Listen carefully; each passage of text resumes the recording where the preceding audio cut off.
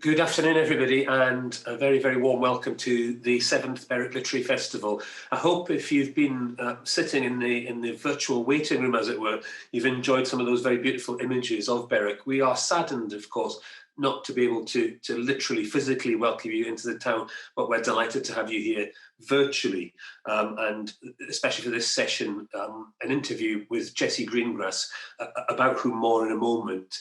My name's Nolan Dalrymple. I'm a member of the steering group of the Berwick Literary Festival, also a patron. Today's event that we're about to hear the interview with Jessie is supported by Robert J. Hales Limited Architects, and we're very grateful to them for their support of the event and the festival. It's also presented in association with Berwick Library too. What you've really come to hear about today is Jessie Greengrass. If I can give you a very brief background to Jessie, and I'm sure I'll be omitting some important things, but perhaps she can update me if I do so. We were delighted last year to have Jessie as part of the festival. Jessie's first major publication was a collection of short stories called An Account of the Decline of the Great Oak, according to one who saw it, published in 2015, for which she received the Somerset Maugham Award, Edge Hill Short Story Prize. Her debut novel, Sight, came out in 2018, and it explores those complex aspects of identity, particularly female identity in relation to pregnancy. It was shortlisted for the 2018 Women's Prize for Fiction, longlisted for the 2019 Wellcome Book Prize, shortlisted for the 2019 James Tate Black Memorial Prize. Jessie has been shortlisted too for the PFD Sunday Times Young Writer of the Year Award, described by Elif Shafak as Jessie Greengrass makes words dance, and she makes me want to stand up and dance with them. Her next novel, The High House, will be published in April of 2021. It is going to be the lead fiction title for Swift Press, and publisher Mark Richards describes it as being full of beauty, exactness, and emotional understanding, and quite simply, heartbreaking. So we're delighted to have Jessie with us today. I think, Jessie, you're going to start us with a reading. Is that right, from The High House? Yeah, so I was going to read a very short section from The High House first. This is actually the first time that I've read from it. So that's going to be, it's a learning curve. It's always a bit strange reading something in public for the first time, semi-public, in my living room public. Yeah. So The High House is a novel about climate change, and it's about characters living through it's set in a near future, a kind of worst case scenario future in which climate change has progressed, and it's becoming increasingly clear to the characters in the novel that it is now unstoppable, and that radical change is coming in some form or another. So this section is narrated by a character called Caro. She has a half-brother called Paulie, an unnamed father, and a stepmother called Francesca. I left school for good at lunchtime on the day I turned 18. I walked home. The house was empty. I had no plans, either for the afternoon or for the time beyond it, my life, which stretched empty ahead, or didn't. It was becoming clear to everyone now that things were getting worse. The winter before, half of Gloucestershire had been flooded, and the waters, refusing to recede, had made a new fen, covering homes and fields, roads, schools, hills rising from it like islands. In York, the river had burst its banks, and the city centre was gone, walls which had stood for nearly 2 millennia washed halfway down to Hull. People didn't say that these places were gone. They didn't say that there were families living in caravans and service stations all along the M5, lined up in the car parks with volunteers running aid stations out of the garage forecourts. People said they must have known their homes were vulnerable. We were insulated by our houses and our educations and our high street shopping centres. We had the habit of luck and power and couldn't understand that they were not our right. We saw that things were bad elsewhere, but surely something would turn up, because didn't it always for us? We were paralysed, unable to plan either for a future in which all was well or one in which it wasn't. I'm not going back, I said to father when he came home from work, because the school had called him to tell because the school had called to tell him I had left. What will you do instead? He asked, and I shrugged one shoulder up and slid my eyes away. There had been daffodils in the park at Christmas. The coast path had been redrawn at 6 different places in the last 3 years. I have to go and pick Paulie up from nursery, I said, unless you're going to do it. And I walked down the road to where Paulie was waiting, standing in his coat and hat and mittens. Your shoes are on the wrong feet, I said. No, they aren't. Oh, well, if you say so. What did you have for lunch? I can't remember. Strawberry sponge for pudding. Tasty. I love you, Paulie. I love you too. Can I watch a film when we get home? No, pasta pesto for tea. He took my hand, and worry burned off like mist. Thank you very much, Jessie. It's our privilege to hear it, of course, because the novel's not quite published yet. And I was very grateful to you for allowing me to read the proofs of the novel. But it's, of course, that's a kind of teasing temptation for our listeners today. What we must say is that they can pre-order it, of course, through the usual routes, but perhaps you might want to pre-order it through Greaves, the independent bookseller in Berwick, who are stocking all the books related to the festival and the talks today. It's an extraordinary piece, and I wondered whether we might start thinking a little bit about the genesis of it. Clearly, obviously, it's coming from a context of climate change, and we're living in a world where that's having a kind of increasingly high profile. Mm-hmm. Alongside thinking about the process of it coming into being, I wonder whether we might also look at any kind of influences on it. Myself, I thought I could detect. I mean, there's a tradition of dystopian fiction related to climate change or perhaps climate events. But I thought I could detect a sort of relationship with Cormac McCarthy, J.J. Ballard, but also texts such as King Lear. We've got this heath on which things are laid very, very bare for all of the characters. And I think there's some Bronte perhaps in there too. Maybe that's the English teacher and me reading a bit too much. But I wonder whether you could talk a little bit about the process of it kind of coming into being. I mean, I guess the influences thing is really interesting, and it's always nice to hear what other people see in it in work that I've done, because it makes me sound like I'm a lot cleverer than I am. I mean, I don't kind of consciously write any of that into it, I think, but I suppose it's like all of those influences are there. That's all the reading that is kind of the bedrock of writing. I think reading comes first, obviously, and you read that you read everything. You read what you read as much as you can throughout your lifetime, and all of those influences kind of permeate. And so, and that's that. I think that's where a writer's voice comes from. It comes from all of those past books, all of that reading. So, if those influences are there, it's because that's the kind of canon that I'm referring to all the time, and in everything, but not on purpose. I don't kind of sit down and think, right, here's a little bit of this. I think what I was thinking about when I was writing it was the apocalyptic kind of nuclear, the tradition of sort of nuclear apocalypse novels throughout the kind of 50s, 60s, 70s, when that fear was very, very real and very, very present, and a lot of books came out of that. But they were very specific because the fear then was of a single event that would come very suddenly, and there would be no warning, and then everything would be dreadful.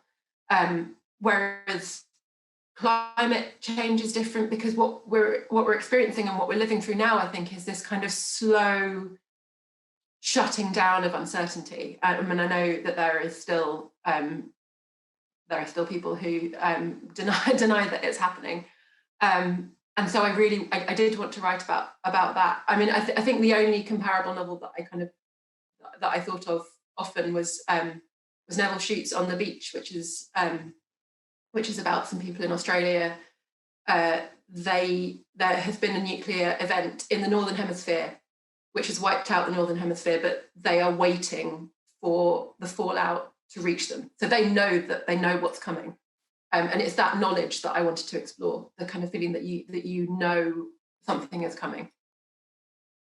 Yeah, that's fascinating. I think one of the things that is so haunting about it is, and we mustn't give too much away, of course, because people are going to be excited about going on to read it. But one of the things that I found really haunting about it was the idea that, especially for a Western reader, suddenly, I mean, the novel is set in this domestic sphere of these characters and mostly young voices. Who suddenly are brought face to face with this reality that they've been seeing in a kind of detached way occurring to other people elsewhere. Yeah. And so there's this epic event, but the forewarning was there. And one of the things it asks, of course, is, how do we define that network of social responsibility that we have in the face of a global event like this? Yes. And one of the characters, I think, says at one point, the unexalted, tedious familiarity of our daily lives would keep us safe, we thought. And I wonder if we could talk a little bit about that, this idea that tradition and normality, on the one hand, seems in the novel to be presented as something that's yearned for, something that gives a kind of anchorage and stability. But at the same time, it's the very thing that has both placed this going on through the same motions, has placed people in this situation. So it's both that thing that they want they yearn for and they're trying to grasp after, but it's becoming increasingly apparent that it's going to be stripped away. Could you say a little bit about that? The sort of tension, I suppose, between stability but the need for change. Yeah, I mean, I suppose one of the things that kind of interested me was that I feel like in the past few years, I've had sort of more and more conversations with people about our fears, and obviously particularly in the last 9 months. Yeah. About our fears for the future, about what the world will look like in 5, 10, 15 years. How will things have changed? What more will we have lost? And I'd have these conversations and they'd be very real and the fear would be very real. And then there'd be a pause. And then you'd be into talking about, how's your job going? And, I'm really worried that my roof is leaking. And, and so it's like there are these two separate versions of the future constantly held in parallel, and the temptation to slip out of one of them, out of the frightening one and into the one which is kind of ordinary, which is familiar, which is planning for a holiday, and is sort of impossible to resist. And I think that is part of humanity, and it's part of what allows us to kind of persevere in the face of terrible events. And so I don't think I came to any particular conclusion, but it seems like that we need to be aware of how easy it is to let things run on in the background, but also to be thankful for the fact that when events do strip things away from you, what you have left is your relationships to other people. I think that's and I think that's been something that we've been brought very much face to face with recently. Is that when you have your freedom taken by circumstance, what you're left with is the people who are close to you and your relationships to them, and that's where you can kind of find comfort, I think.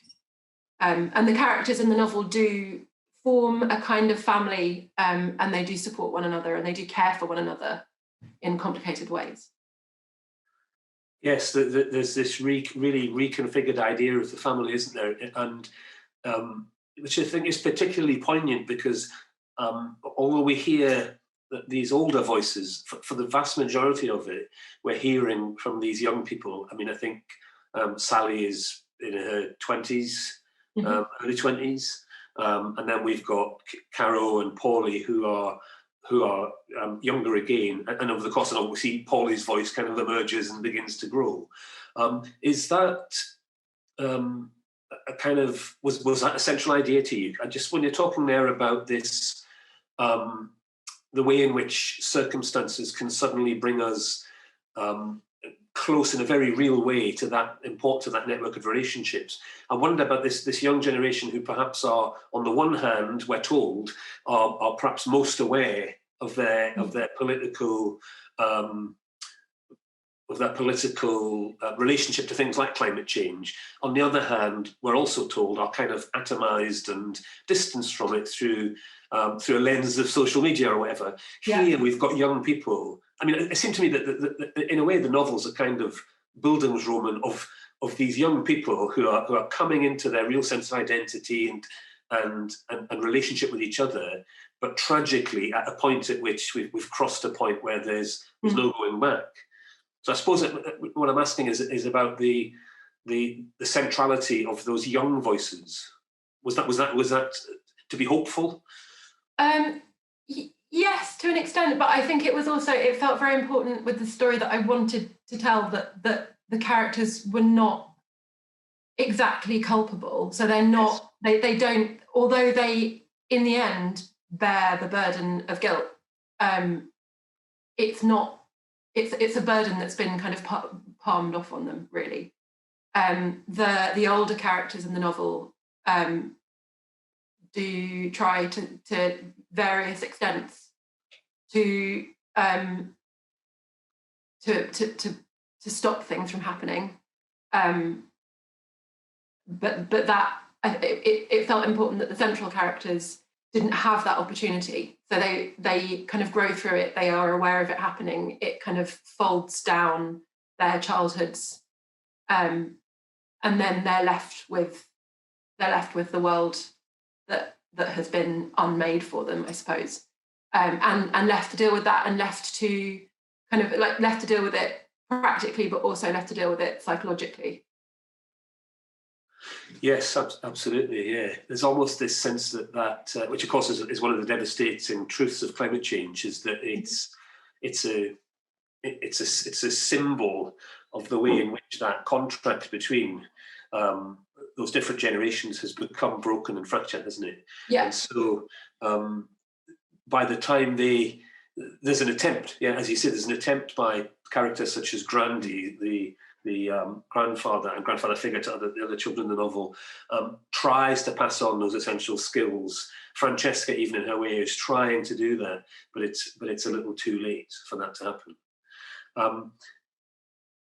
Coming back to, I know, it was very interesting to hear before about the genesis of it. One of the things I've heard of King Lear is that, and I'm coming back to the High House in a moment, but I heard of King Lear is that one of the things that explores is how should we behave as humans if we discover we're living in a godless universe. And so that made me think about the High House too, in that there's a question about religion in the High House, isn't there? And the relationship between this group of people and that the whole community where the place where they live is somewhere that has had its identity stripped out. It's become a village of holiday homes, really. But yet the church remains. Could you say a little about that? Is religion a central kind of idea? I think that it sort of became more central because none of the characters are explicitly religious. Yeah. Some of them are explicitly not religious, but the church as a building becomes very important in the novel, as a kind of as a central, safe, enduring place, and religion, I suppose, kind of exists as a sort of tradition, as something which has endured. Christianity, kind of English Christianity, I suppose, kind of very specifically, as a sort of tradition which just kind of anchors people and which allows you to see yourself as one in a series, I think. And it felt important that the characters should be able to kind of, I suppose, should be able to feel that they were still tied into that, but also to then, it then prompts the question, the church in the villages there, it has endured floods before, it's endured being hit by lightning, social unrest, the village, the kind of disintegration of the village, the loss of the fishing industry. It's kind of survived all these things, and the people in it have kind of kept on going. And so there's this temptation to say, I think, well, it's always kept on going, and so in some form or other it will always keep on going. And I think the question that the characters are then forced to ask is this time different? If it is different, why is it different? How is it different? And kind of recognizing that feels very important. Recognizing that is about acknowledging the fact that what we are facing is not the same order of event, I think, as those. Yeah, there's a really fraught episode in the novel where the characters' lives are at immediate risk, and they find a kind of refuge in the physical building of the church, which there's all those resonances to do with the ark. I think the High House itself, has been created as a kind of ark, hasn't it, as well, and the whole notion of the flood. But of course, again, heartbreakingly here, there doesn't seem very much likelihood that bird may return with any evidence of there being some kind of salvation ahead. Fascinating. You mentioned there a little bit about the fishing disasters and the relationship between the land and the sea, and this idea that the landscape itself has been crafted by water and now is, in a way, being reclaimed by it. I wondered if there was a particular link between that and working and writing in Berwick, and I think we're kind of saturated here with stories up and down the coast, sadly, of fishing disasters and loss, but also sustenance related to the sea. So I wondered if there was, or is it just wishful thinking on my part, but is there a relationship between that notion and where it was written, I suppose? Yeah, absolutely. I mean, but part of that is that the reason that I wanted to move, when we moved to Berwick 2 and a bit years ago now, and one of the reasons that we did that is that I have always wanted to live near the sea. My grandfather has always lived. My grandparents. My grandmother died a few years ago. My grandparents always lived in Suffolk, on the Suffolk coast. My grandfather was in the Merchant Navy and then later a river pilot up the Thames estuary. Yeah. And as a child, I would go and stay with them for my summer holidays, and he'd take me out on his boat and tell me very, very long stories, very, very long stories about the sea and the history of that part of the coastland. And I used to kind of go to Dunwich and Walberswick, which are the places where coastal erosion is a very kind of serious problem. Dunwich was a city that has all fallen. It's all fallen into the sea. The church in the novel is sort of based on the church at Blytheborough.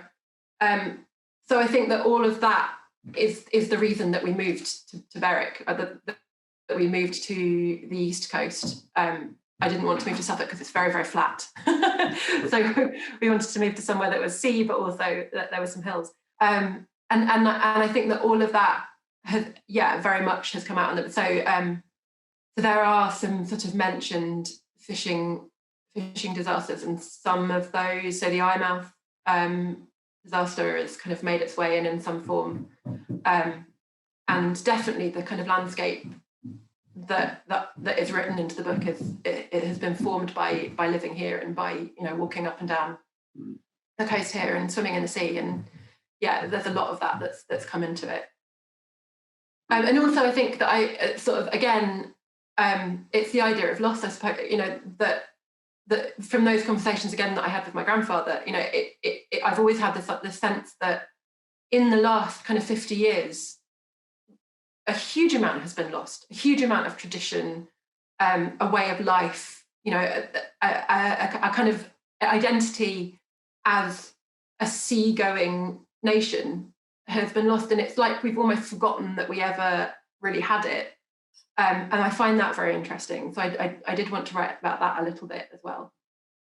Yeah, I can see that relationship to that notion before about the generations as well. I think at one point the character reflects that the idea about taking a lifetime to learn something but while you're learning it, in fact, it's also being stripped away and eroded to never be needed again. So that kind of that break, that fracture in the kind of continuity, the idea that these things won't be handed down anymore. Yeah.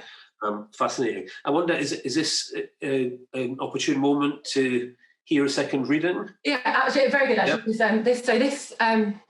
This is exactly, the second reading is on the subject. So this is the other sort of main narrator of the book is Sally. Grandy is her grandfather, who she lives with in a village which had been a fishing village, but is now made up of picturesque holiday homes, and they're the last permanent residents in the village.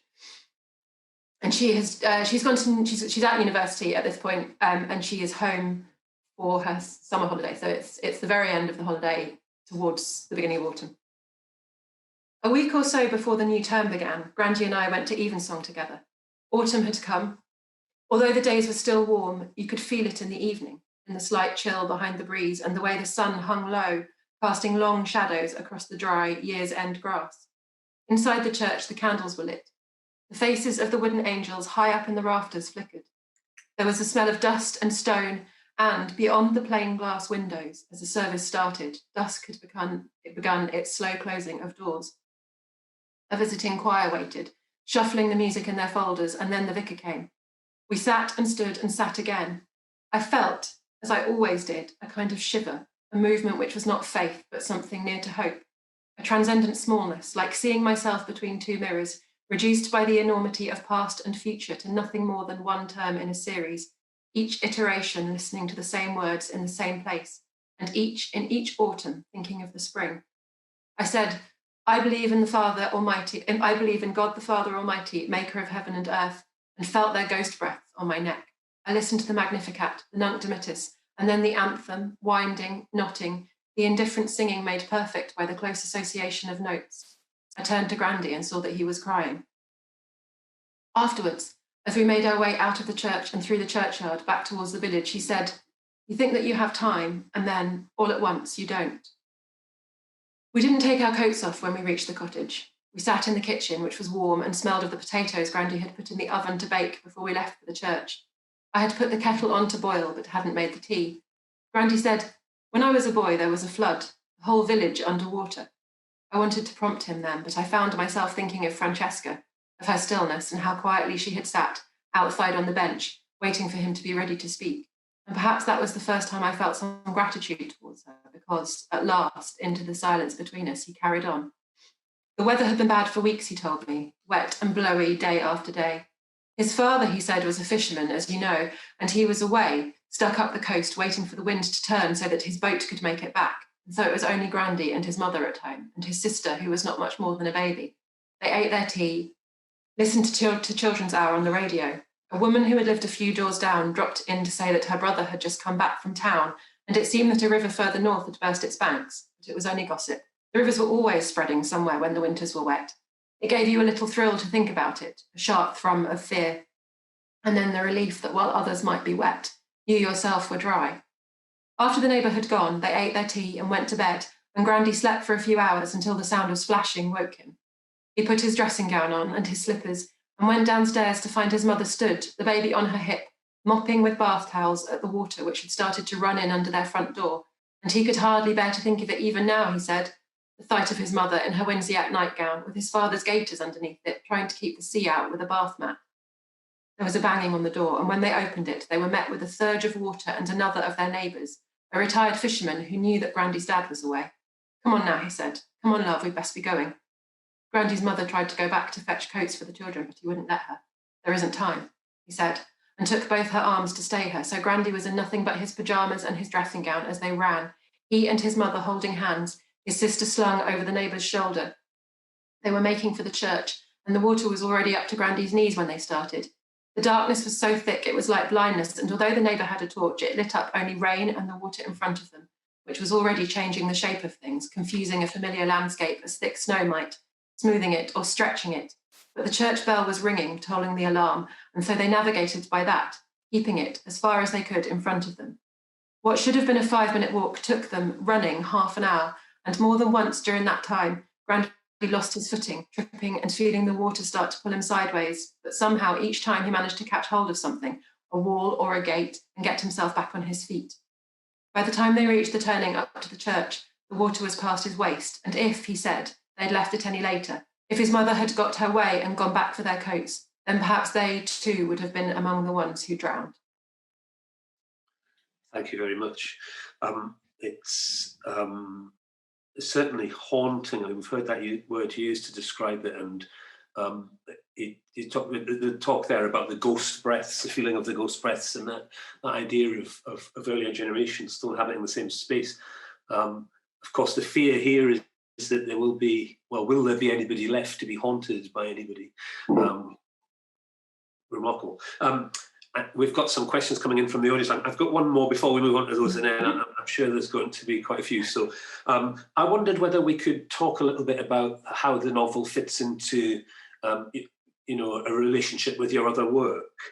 One of the things it seems to me, I mean, you can see with the Orc that there's clearly that notion of man's unthinking destruction of the resources on which he depends, and there's many. That's clearly one of the ideas that's in that collection of short stories.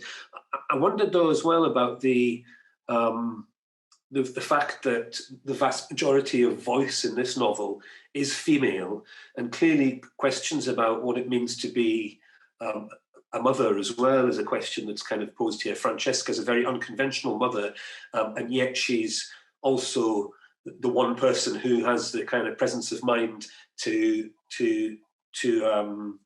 supply the things that these children will need, even though they're not in fact necessarily our own children, that they'll need to survive. So, do you see it as exploring those ideas about female identity particularly? Yeah, I think so. I mean, I think that I think a lot of the voices in Great Orc are actually men's voices, and that was something that I didn't notice consciously until after I'd written it. And I had a moment where I thought I need to stop writing in a male voice because it feels like that's the proper voice to write in. Because so many of the books that I have read, you know, going back to the first question and kind of the canon, you know, the literary influences, so many of those kind of come in a male voice that it certainly, I sort of at that point thought, no, I need to write about women. I need to write female voices, and I need to explore that. It felt really important to kind of do that consciously, because I think that the patriarchy, you know, it creeps in. It's insidious. The temptation to believe that you're not a proper writer if you're not writing as men write is incredibly strong. And in the same way, I suppose that I wanted to explore issues of family. I mean, I think that in this novel, it's less about motherhood and more about kind of familial relationships, which are not necessarily relationships with kind of blood family. They are relationships with the family that you choose, the people that you kind of choose to make your family with. And that felt important too, that it was not a kind of conventional parent-child family, because the characters in it choose one another, I think. Yes. And that kind of domestic, you know, there is this sort of I mean, I think it's getting to some extent, and I hope much less prevalent, but there's been this idea that that women's novels are domestic novels, and I'm okay, you know, I'm fine with that. I think that I write, it is a domestic novel. I wanted to write a domestic novel because in crisis, when things are stripped away, the domestic is that's what's left. You know, that's what we have. Like, and again, kind of this feels like, I mean, I finished writing this book before COVID, but you know, that I think that is something that we've all had to come face to face with. That that we've all been forced into the domestic for long periods of time, and that is an important world to kind of explore and think about. Yeah, I think I've been told that it's one of the forces that is driving a kind of exodus towards Berwick, because people being, appreciating that domestic sphere in a different way. The point that takes us perfectly, Jessie, onto one of the questions from the audience, which was about COVID, and whether you feel that the effect of COVID and our experience of it, do you see that as being large enough to change mindsets on climate? Particularly, we've had that actual very, very sudden demonstration of the effect of limiting human activity and how it can purify air, etc. Are you hopeful about that? I mean, I try to be, but I'm also terrified, because as far as I can see, I mean, obviously there was the kind of immediate lockdown effect of air purification, but since then, the measures that we've had to put in place have been the opposite. So there are disposable face masks. There are, it's not possible to take your own. I mean, these are tiny things, but tiny but important things. It's not possible to take your own mug to a cafe. You can only use disposable cups. People can't travel on public transport, so they're having to use their cars. I had a sort of, I've had this. I feel like I've had this conversation with quite a few people. I was in the bike shop in Berwick the other day. And we were talking about this then. That now would be the perfect opportunity to alter the infrastructure of our living spaces so that bikes were much, so that they are much more bike friendly, so that people have the choice to use bikes instead of cars if they can't use public transport. But I don't see that happening, and it absolutely terrifies me. It really terrifies me, and it makes me sad. I go and I really like to swim in the sea, and I go and swim in the sea, and there are this summer there's been a lot of seals about, and I was swimming in the sea, and I turned around and there was a seal kind of very, very close, and it was an extraordinary moment, but also heartbreaking, because I don't know how long we can keep going in the way that we're going and still have those encounters with the natural world, because it's not going to be there. I really find it very frightening. Well, that comes on to a second question we've had, which is about the question is this: Jessie, could you say something about the politics, local, national, international? Is there any hope? Do the young people in your story feel an imperative to be involved politically, or do they feel ultimately helpless against the rising of the waters? I think that their situation is so immediate that they almost don't have an opportunity, but it is something that's kind of reflected on, that relationship between the personal and the political. Yeah, I mean, I think that again, the characters in the novel are too young at the point at which kind of disaster occurs to have had the opportunity to effect change. And I mean, my hope is that something happens, is that we do that. But I mean, the world politically at the moment feels to me very, very bleak. And I can't. I mean, I find it very hard to imagine how people don't see it that way. But I mean, obviously there are a large number of people who don't, I think. Yeah, I don't know what to do, and I think that I think that is the central, or one of the central kind of cries from the characters in the novel, is that they don't know. They know that something has to be done, but they don't know what to do on an individual level. Politically, the world seems to have spun also beyond our control or comprehension, and it just feels like we can make these tiny changes to our daily lives, and those are important, but ultimately things have to be changed from the top down, I think. Yes. Yeah. I wonder whether, thinking back to the novel, whether it's almost a hope that creeps in, because in the novel here, these young people are suddenly confronted with these needs and these sources of nourishment, because of the situation that they're in. It's not that they think, oh, things are going terrible, I must devote more attention to that. And I suppose perhaps something similar has happened with COVID. It's not that people are necessarily going to think, oh, wasn't it great when we saw how much the air got purer? But perhaps people are building a kind of relationship to that world.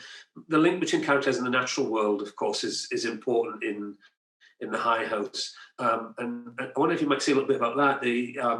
One of the characters develops a love for and a kind of connection to birds, doesn't he? And that resonated a little bit with your story about the seal there as well. Yeah, I mean, so I think that obviously the natural world is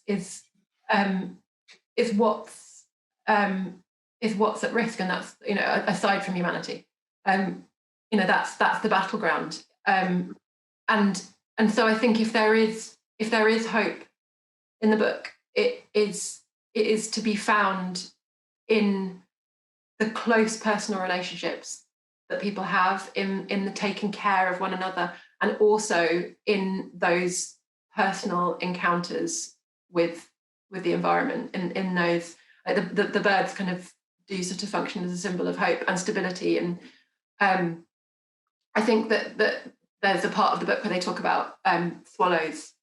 You know, that Grandy and Sally watch the swallows come and go every summer, and there's a year when they don't come. Yes.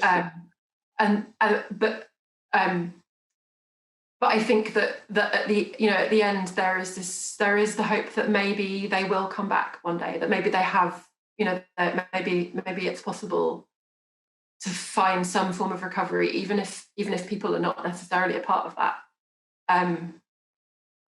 You know, there are a few survivors, but it's unclear, you know, what the future is going to be like. But there is a future, you know, there is a future in the novel.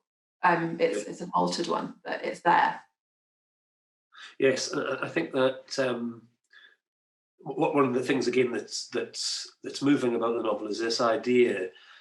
Much of it, of course, is set in a place that's very recognisable to us now, although it's gone a step further, of course. But there's a sense that some of those rhythms that really we need to become more attuned to can only be experienced by that sense of being rooted somewhere, and something probably much more akin to a smaller, more local existence, rather than this just transient kind of disconnected globalism that doesn't necessarily breed that kind of connection. Yeah, I mean, I think it also felt very it felt important that wasn't romanticized. Yeah. You know, that existence is one which is enormously hard work and quite grinding and quite unpleasant. And, you know, the characters in the kind of sections of the book that are set, you know, after this event are very cold a lot of the time, and they're very hungry a lot of the time. And mostly what they think about is how not to be cold and how not to be hungry. And they think about that on behalf of one another. I read, you know, one of the books that I read when I was sort of thinking about what shape this novel would be was Night Falls on Ardnamurchan, which is a book about the kind of the last days of crofting on the west coast of Scotland, and it's an extraordinary book, and that talks very much about how, you know, trying to exist in that way of life in an incredibly beautiful place. You don't forget how beautiful the place is, but it is also a deeply difficult way of life. And you know, and again, like, it feels that we have very rapidly lost touch with the ability to kind of live, or not the ability to live like that, but the ability to know what that life looks like, I think. And it's not, you know, that I think it's not growing vegetables in your garden, because in fact, like, in order to grow enough vegetables to actually live off it, it is, you need an awful lot of space. Yes. And an awful lot of hard work, and one bad winter, and you know, one wet summer, and you haven't got anything to eat. You know, it's not having an allotment. Yeah, and I mean, indeed, they're sustained by this great store that they have, aren't they? That it's not just that they've suddenly adopted the good life and are able to just live off the fruits of their labours. No, they have a barn full of tins, and the fear of that running out is very prevalent. You know, that they are not self-sufficient. That felt really important. They don't suddenly kind of exist in this wonderful world of self-sufficiency. They've been given an amount of stuff to survive on for an amount of time, and what happens after that is not explored, or it's not clear. Yes.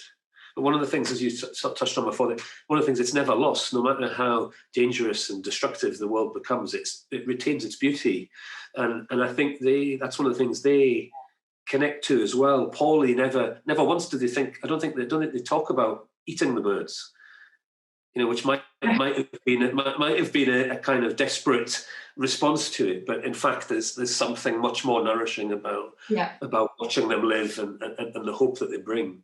We've had another question come in, which is about the writing process, Jessie, which says, when you start a story, do you consider the target audience, or do you write purely for yourself?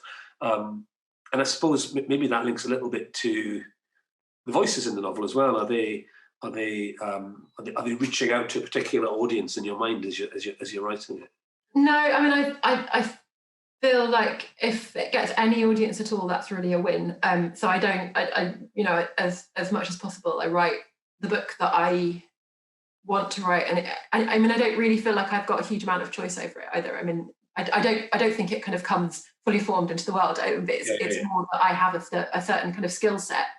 You know, I am a certain kind of person, and I work in a certain kind of way, and that results in the books that it results in.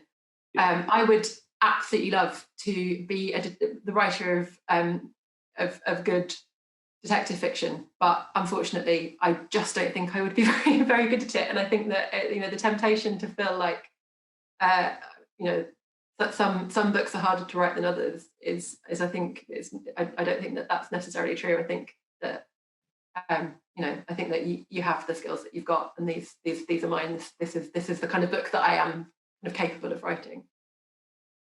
To kind of continue on with that, you mentioned before that you'd completed writing The High House before COVID, and so I wondered whether, I mean, speaking personally, I think I thought the COVID experience was going to be this great time of freedom to be creative and to get all these things done that I hadn't previously had time to do. It didn't quite work out like that for me. But I wonder whether, as an author, were there positives to it? And if so, did you begin? Are you in the midst of working on something else at the minute? No. I'm trying to work out what to write about next, which feels like, I mean, certainly, I mean, that feels like a very difficult. I mean, I don't feel like I want to write about COVID, and I think it's very difficult to write about something that is so current and so traumatic. I imagine that a literature of that will begin to emerge, but I don't feel like I have the capacity to write that. And I would imagine that the really kind of reflective books won't emerge for some time. Yeah. But at the same time, I also find it impossible now to imagine writing about anything that isn't kind of the end of the world. You know, it feels like we are living in extraordinary times. Mm-hmm. How to write about that without writing about it, I think, is the question that is the one that I keep coming back to. You know, how do I write about this without explicitly writing about it? Like, what stories are there to be told that could kind of reflect it? I don't know yet. I mean, I didn't find lockdown very productive. I think for the same reason that most people didn't find it productive, which is that I had with both my children at home, and you know, and was miserable. You know, I was sad and frightened. Yes. And I don't think that those are good. That's not creative. That's kind of visceral. And the idea that you should be able to just channel that into art, I think, is quite dismissive, both of people's pain and of art. Yes. I think it's easy to overlook as well that this enforced period of which in a way links to the High House. We've all had this enforced, as you mentioned before, this enforced period of domesticity. But I wonder if that's a view shared by artists in different fields as well, because, of course, for the artist, the working environment is already a solitary and detached one to some extent. And if anything, that's been invaded, hasn't it, by that sudden thrusting of enforced domesticity into all parts of our life. Yeah, I mean, I think it very much depends on. I mean, I've always had that to some extent, because I've always had to write with my children kind of in the house, or in the very short periods between them not being in the house. But yeah, I mean, I think it very much depends on the kind of work that people are doing as well. It's collaborations have become impossible, so people who are used to working very collaboratively have been unable to do that. Mm-hmm. Obviously, books is a very special, currently privileged subset of the arts, which can continue to function. Whereas everybody else very much stuck, and facing a very, very uncertain future. So yeah, I think it's as different as people as people are different. I imagine that there are some people who found it a very productive time. There are lots who haven't, and all of that's okay. I think cutting ourselves some slack is probably the most important thing to do. Yes, quite. We've had a question. Which contemporary novelists do you admire? Oh, that's a really hard question. Very hard one. It's a very hard one, because I mean, this is I have to say this quite often at the moment, but I mean, I guess this is also relates to that. I actually don't have as much, nearly as much time as I would like to read at the moment. I've got two children who I've got a 2-year-old who's around all the time. Yeah. And I'm trying to, and what spare time I do have, I use to write in, and so finding space. I mean, obviously, I've devoted quite a lot of time recently to reading Hilary Mantel's latest book, and I think she is an extraordinary, absolutely extraordinary writer. And I think if there's one thing that I would bet on, kind of on being looked at in 100 years' time as a sort of achievement of this generation, of kind of that generation, I think it will be her, and I think it will be that that trilogy. I can't think of any other books now. Do you feel that in terms of the form that you're writing in, and this is perhaps going to draw us close to a close here, but in the form that you're writing in, obviously you first published that collection of short stories. I know that's not your first piece of writing, obviously, and then now these 2 novels. Is the next work a novel, do you think? I've written some stories. I do have a sort of an increasing number of stories sort of tucked away. It would be nice to see them in a book at some point, but I don't know when that will happen. Certainly, the next kind of big project, I wouldn't sit down to write a collection of short stories, I think. And I didn't with Great Orc. That I wrote them as kind of disparate stories. I didn't intend them to be part of a book. So certainly when I'm thinking about the next kind of big project, it is to write a novel. Yeah. Does it ever happen? Do you know before you embark on it, it's definitely going to be a novel, or does it start as a story in the loosest sense of the word, and then kind of define its form as it's written? No, I definitely know that it's going to be a novel. Yeah, I'm quite rigid in the way that I sort of work. So I have a word count in mind, and I do that. I think that there were a few of the short stories that I wrote very early on that made it into Great Orc, where I had thought that maybe they would turn into novels, but I didn't really have the confidence then, or the ability or the capacity to actually write something that long. So they turned into short stories, and I maybe that was because that was what the idea was. And I think the short stories that I've written recently, they've been short stories from the beginning. So they've had a single idea that I've wanted to kind of put across, and I think that that's what short stories are so perfect for.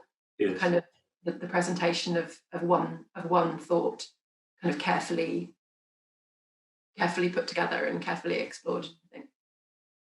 Yeah. So the form is intrinsic, kind of, I suppose, to the whole architecture of the story that you're going to tell. Yeah. Yeah. Well, thank you very much, Jessie. It's been a real pleasure to be able to interview you today, and also we're very grateful for those readings. Just to remind everybody, the novel's coming out in April 2021, and it's going to be the lead because you've moved with your publisher, I think.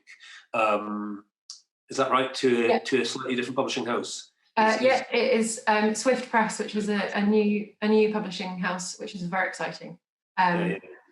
Do order it from your local bookshop because they're having a bad time. If possible. Quite, and that's for anybody who's listening in here. That would be Greaves. Finally, we must close though by saying a really big thank you to you.